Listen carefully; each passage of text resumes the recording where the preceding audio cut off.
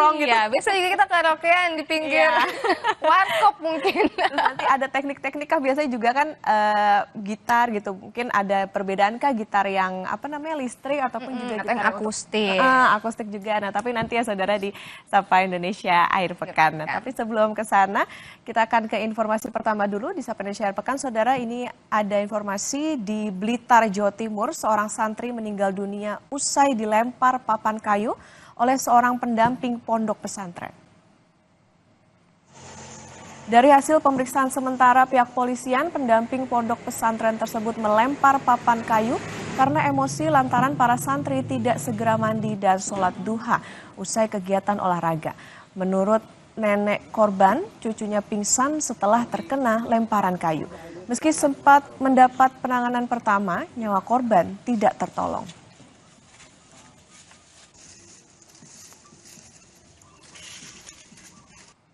Pagi itu sekitar jam 6 atau jam 7, santri itu diingatkan oleh salah satu ustadznya untuk segera mandi karena ada jam kunjungan dari orang tuanya dan sholat duha. Karena santri tersebut tidak segera meninggalkan mainnya, kemudian ustadz tersebut mengambil kayu dan dilemparkan ke santri tersebut. Nah, kebetulan pada saat itu korban lewat. Nah, akhirnya korban itu lewat dan mengenai kepala bagian belakang kayu tersebut ada pakunya. Nah, akhirnya anaknya dicabut itu langsung pingsan, langsung jatuh. Sesudah itu sama Ustadz lagi antar ke rumah sakit. Saya jam 7 dipanggil, katanya cucu saya di IGD. Saya langsung ke sana, itu sudah koma, memang ya segitu dalamnya. Tapi mau bagaimana lagi, dokternya suruh mbak ini nggak sewajarnya, harus dituntut. Kita ke informasi lainnya, saudara. Polisi tetapkan 2 tersangka kejahatan seksual terhadap 3 orang santriwati di sebuah pondok pesantren di Kabupaten Bekasi, Jawa Barat. Kedua tersangka merupakan guru ngaji dan pemilik pondok pesantren. Tersangka berinisial S dan MHS masih memiliki hubungan orang tua dan anak, sekaligus juga sebagai guru mengaji dan pemilik pondok pesantren. Keduanya ditetapkan sebagai tersangka usai polisi memeriksa 8 saksi serta sejumlah barang bukti dan hasil visum para korban.